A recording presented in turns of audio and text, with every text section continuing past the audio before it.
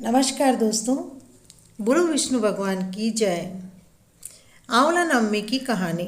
आंवला नवमी की कहानी कार्तिक शुक्ल नवमी के दिन सुनी जाती है।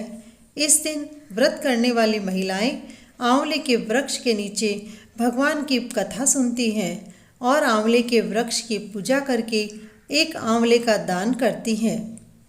आइए सुनते हैं कथा। सेठ सेठानी थे। घर में उनके धन संपदा की कोई कमी नहीं थी, इसीलिए हर रोज एक सोने का आंवला दान करके भोजन करते थे। सेठ जी को लोग इसी कारण से आंवल्या सेठ कह करके बुलाते थे।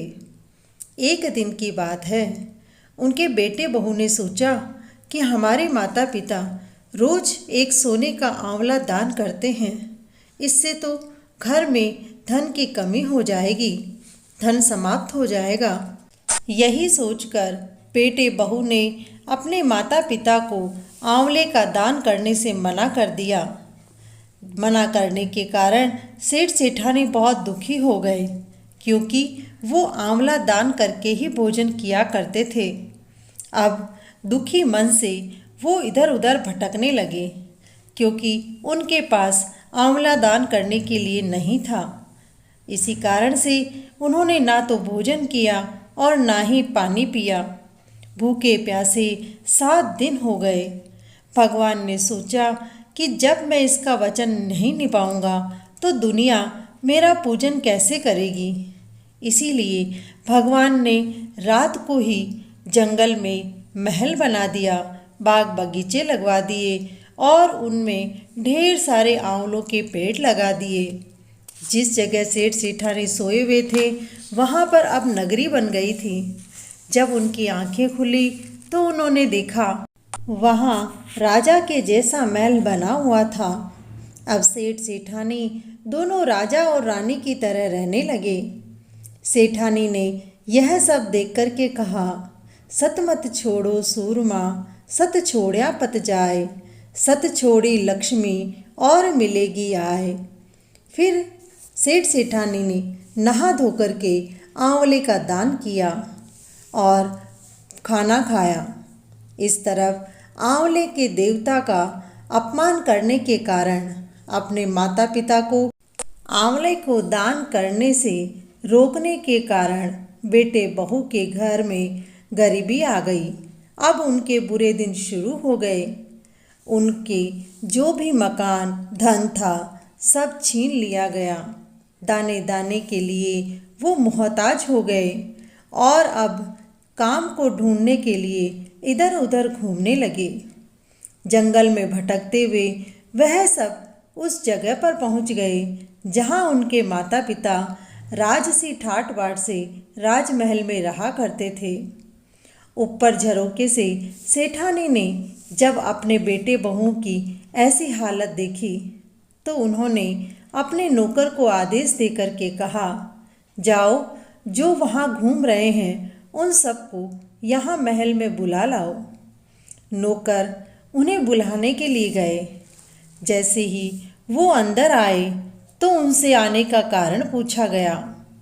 अपने माता पिता को राजा रानी की वेशभूषा में देखकर बेटे बहू ने पहचाना नहीं और बोले, हमें कोई काम दे दीजिए, हमें भूख लगी है, हमारे पास खाने के लिए कुछ भी नहीं है, कोई भी काम हम कर लेंगे।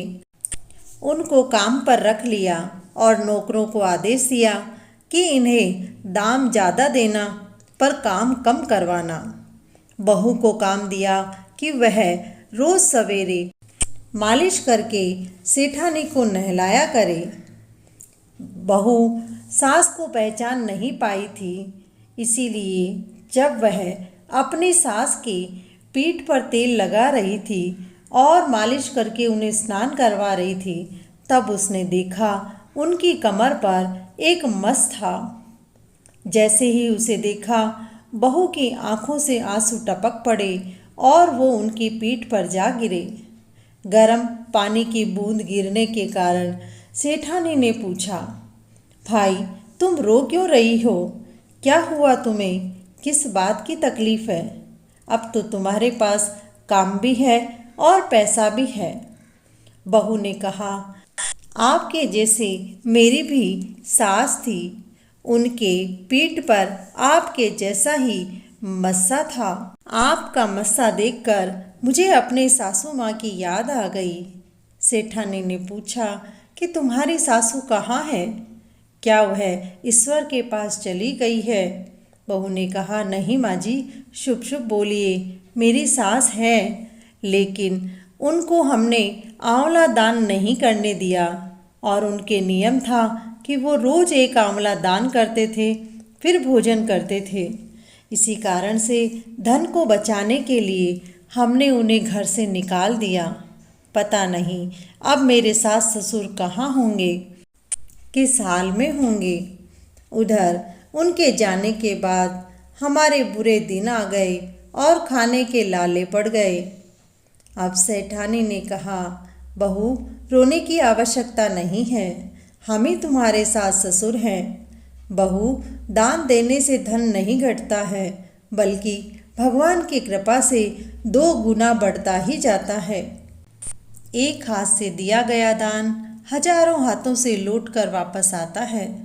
दान की महिमा को बताते हुए कबीरदास जी भी कहते हैं, चिड़िया चोंच जल भर ले गई, नदी न घटियो नीर, दान दिया धन ना घटे, कह गए दास कबीर। हे प्रभु, जिस प्रकार से आपने दान देने के कारण सेठ सेठानी को और भी धनवान बनाया, वैसे ही आपकी कथा कहने, सुनने और हुकार देने वाले, साथ ही दान देने वाले सभी पर अपनी कृपा बनाए रखना।